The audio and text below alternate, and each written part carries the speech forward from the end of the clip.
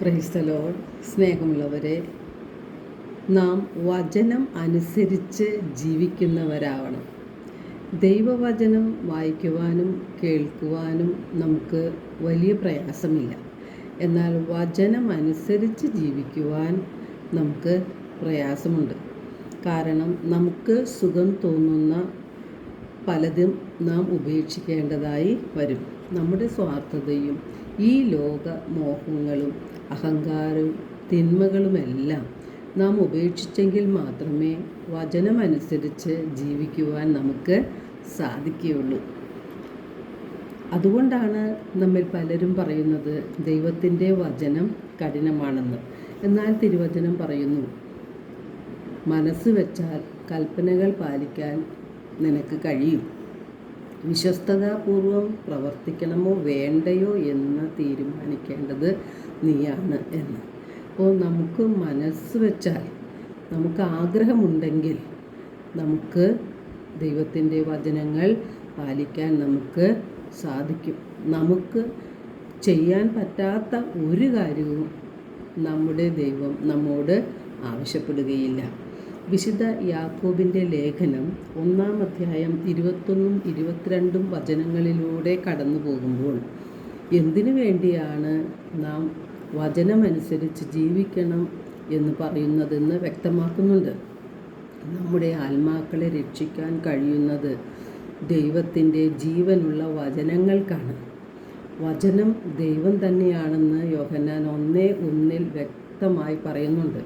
നമ്മുടെ ജീവിതത്തിൽ നിന്നും നാം വചനത്തെ മാറ്റി നിർത്തുകയാണെങ്കിൽ നാം ദൈവത്തെയാണ് നമ്മുടെ ജീവിതത്തിൽ നിന്നും മാറ്റി നിർത്തുന്നത് എന്ന ഒരു ബോധ്യം നമുക്കുണ്ടായിരിക്കണം. വിശുദ്ധ യാക്കോബിൻ്റെ ലേഖനത്തിൽ നമ്മെ ഓർമ്മിപ്പിക്കുന്നത്, ആകയാൽ എല്ലാ അശുദ്ധിയും വർദ്ധിച്ചു വരുന്ന തിന്മയും ഉപേക്ഷിച്ച് നിങ്ങളിൽ ഭാഗിയിരിക്കുന്നതും നിങ്ങളുടെ ആത്മാക്കളെ രക്ഷിക്കാൻ കഴിവുള്ളതുമായ ദൈവത്തിൻ്റെ വചനത്തെ വിനയപൂർവം സ്വീകരിക്കുവിൻ എന്നാണ്. വചനം കേൾക്കുക മാത്രം ചെയ്യുന്ന ആത്മവഞ്ചകരാകാതെ അത് അനുവർത്തിക്കുന്നവരാകുവിൻ എന്നാണ് വിശുദ്ധ യാക്കോബ് ശ്ലീഹ നമ്മെ ഓർമ്മിപ്പിക്കുന്നത്. നമ്മിൽ നിക്ഷേപിച്ചിരിക്കുന്ന നമ്മുടെ ആത്മാക്കളെ ദൈവം അസൂയയോടെയാണ് അഭിലഷിക്കുന്നത്. ദൈവത്തിൻ്റെ ആത്മാവിന് ദൈവത്തിന് തന്നെയുള്ളതാണ്. അത് സാത്താന് വിട്ടുകൊടുക്കുവാനായിട്ട് ദൈവം ആഗ്രഹിക്കുന്നില്ല. അതുകൊണ്ടാണ് അസൂയയോടെ അഭിലഷിക്കുന്നു എന്ന് തിരുവചനം പറയുന്നത്. സങ്കീർത്തനം 119:11 സങ്കീർത്തകൻ പറയുന്നുണ്ട്, അങ്ങേക്കെതിരായി പാപം ചെയ്യാതിരിക്കേണ്ടതിന് അങ്ങയുടെ വചനം ഞാൻ എൻ്റെ ഹൃദയത്തിൽ സൂക്ഷിച്ചിരിക്കുന്നു എന്ന്. അപ്പോൾ വചനം ഹൃദയത്തിൽ സൂക്ഷിച്ചാൽ പാപത്തിൽ നിന്ന് ഒഴിഞ്ഞു നിൽക്കാൻ നമുക്ക് സാധിക്കും.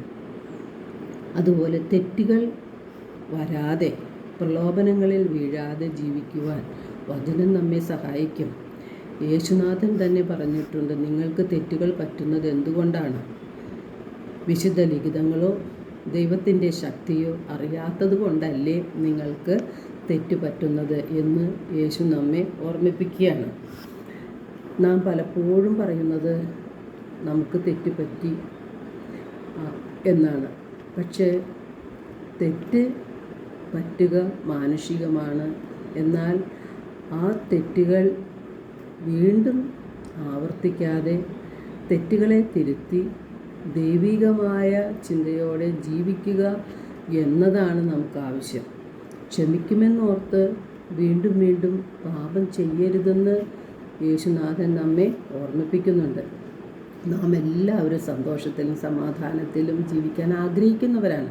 സന്തോഷത്തിൻ്റെയും സമാധാനത്തിൻ്റെയും ഉടയവൻ ദൈവമാണ്. ദൈവത്തെ നാം സ്വന്തമാക്കുമ്പോൾ ഈ സന്തോഷവും സമാധാനവും സംതൃപ്തിയും നമ്മുടെ ജീവിതത്തിൽ ഉണ്ടാകും. ദൈവത്തെ സ്വന്തമാക്കാനുള്ള വഴി തിന്മകൾ ഉപേക്ഷിച്ച് ദൈവഹിതം നിറവേറ്റി ജീവിക്കുക എന്നതാണ്. അപ്പോൾ നാം വിശുദ്ധിയിലേക്ക് കടക്കും. ദൈവവചനത്തിൽ ദൈവഹിതം നിറഞ്ഞു നിൽക്കുകയാണ്. ആ ദൈവവചനത്തെ അനുസരിക്കുമ്പോൾ ദൈവത്തിൻ്റെ ഹിതം അനുസരിച്ച് ജീവിക്കുന്നവരായി നാം മാറും. ദൈവത്തിൻ്റെ വചനം ഉൾക്കൊള്ളുന്നതിന് അത് ജീവനും അവൻ്റെ ശരീരത്തിന് ഔഷധവും ആയി മാറും. ദൈവത്തിൻ്റെ വചനം നമ്മുടെ ജീവിതത്തിൻ്റെ വഴികാട്ടിയാണ്. ദൈവവചനത്തിൽ ആശ്രയിക്കുന്നവൻ ഒരിക്കലും പരാജയപ്പെടുകയില്ല. ഒരു നല്ല ദിനം എല്ലാവർക്കും ആശംസിക്കുന്നു. ദൈവം നമ്മെ ഓരോരുത്തരെയും സമൃദ്ധമായി അനുഗ്രഹിക്കട്ടെ.